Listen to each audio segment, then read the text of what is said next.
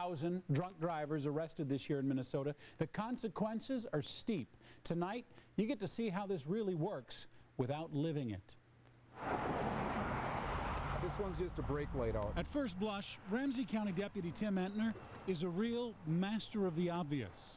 Actually, the reason I'm stopping you is your left rear brake light's out. Making stops. You got a cracked windshield. Stating facts. And you got a headlight that's out. You know about that? He's not ticketing people for any of this stuff. Have a safe night. He's just looking for reasons to stop people to see if they've been drinking. And the other thing, we're looking for drunk drivers. I can see you haven't had anything to drink. Most of this night, he's also been pulling over anyone driving 70 or more. All right, this one will be 10 over. In this 60-mile-an-hour zone. Just make sure you watch your speed. You're going too fast. It's been a slow night for finding drinkers. Now, and again, just lower the tolerance for the speed. So he lowers the bar again, adjusting his radar to pick up anyone going even 5 miles an hour over the limit. 68, 69. Within seconds, this guy is clocked at 69 miles an hour. He appears to be driving fine, but that's not what this is really about. Know why you're being stopped? As soon as the officer comes face to face with the driver, he can tell he's been drinking. How much have you had to drink tonight? Just a couple drinks. Okay, what's a couple? 2. He's not convinced the driver is over the limit, but he's definitely got enough to look closer. It's got a pretty fair odor of an alcoholic beverage. We can go through the field sobriety. And Michael, I'm going to have you step out of the car for just a minute. And if you step back in front of my squad back here. Michael's immediately made to go through the standard field sobriety test. Just your eyes, you're going to follow it. Checking his eyes for involuntary reflexes. Standing on one leg. Walking a straight line. 2. The deputy's looking for any sign of impairment that's not so obvious, just watching him drive. And then the last thing I'm going to have you do is take what's called a portable breath test. Just take a deep breath and just blow ahead. Up to now, even the officer thinks Michael's doing fine. Keep blowing. You got to blow harder than that. Keep blowing. Keep blowing.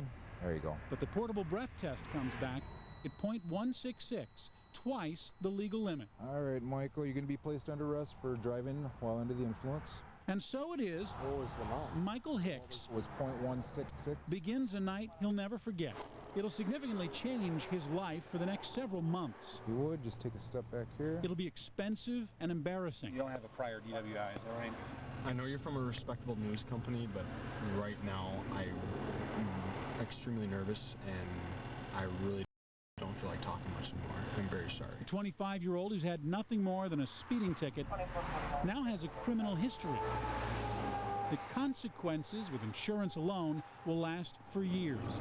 Out-of-pocket expenses begin immediately with the towing of his car.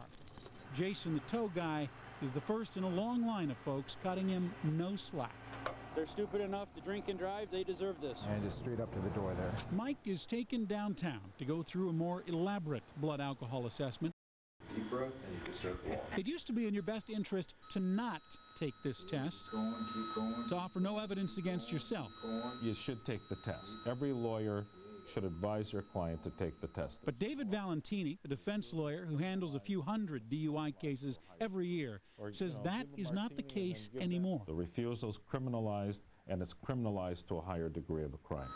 When Mike takes the official test here at the jail, he registers .14. His blood alcohol is coming down. On average, once a body stops absorbing alcohol, it loses about a drink an hour.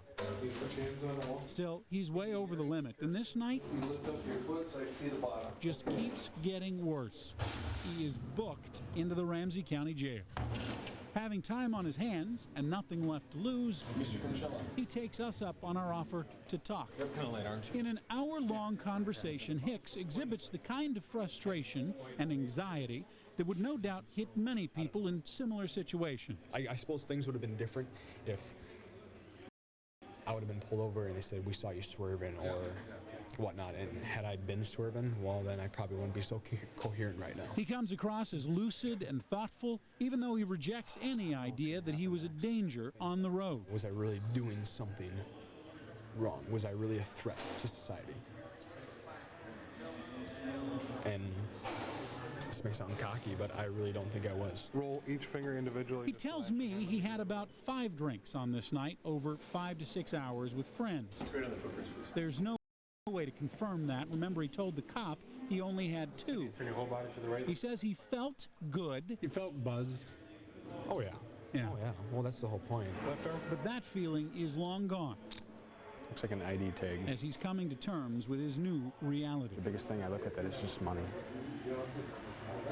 I look at this as just money I don't have. As Michael is contemplating his costs, let's take a look at ours. We've got 200 lives lost in Minnesota every year due to alcohol-involved crashes. There are thousands of injuries. You take that, you add all the jail space needed, the cops involved, and the economic cost of alcohol in this state every year is $4.5 billion. The benefit to our society, measured in the form of alcohol taxes, comes to about $234 million. That's the cost outweighing the benefit here, more than 18 to 1. Michael, what's going on? Mike's just trying to figure out where to come up with the money to get his car out of the impound lot. He has plenty of time to think. Straighten your head up a little. Jailers are processing a small parade of people for drinking and driving. Few of them appreciate how they came to be here. How's it feel to be talking to the only person that doesn't belong in here, huh? Talk to him every night. Jailers say first-timers are known to be a little more high maintenance None of them working? because they genuinely believe they don't belong here. We're going to have to wait on them to get some phones to work so we can use the phone. And second-time offenders are usually in shock when they realize the degree to which the consequence has been raised. I'm always a little surprised when that happens, when they come in and it's their second one and they're told they got $6,000 bail. Full name, and date of birth, please. Michael Wayne Hicks. The first-timers are generally released on $500 bail. DWI. Push her open. A lot of them, including Mike, are let go after several hours with no bail at all. Oh, to the left? All right. Thank you. Still, mourning freedom Have better days. cannot come fast enough. 4 hours turned into About 5.5. 2 of which were in a small cell with no running water with about 5 other people. Outside, he paces. No license, no car. Can you come pick me up? He's just starting the first of several weeks, maybe months. He'll have to rely on others to get around. Downtown at the adult detention center. And there's the money thing. Just trying to check, see where my car is and how much it's going to cost to get it out. It'll be $130 to get his car back. That'll be the least of his bills.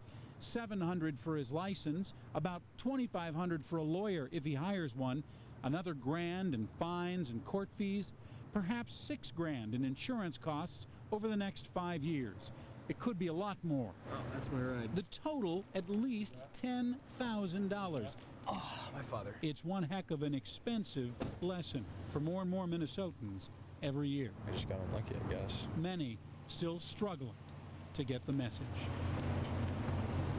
Michael's been struggling with the idea that he wasn't all that messed up. He talks about how well he did in the field sobriety tests, and that's true, but it's not about that. Police used to have to prove impairment.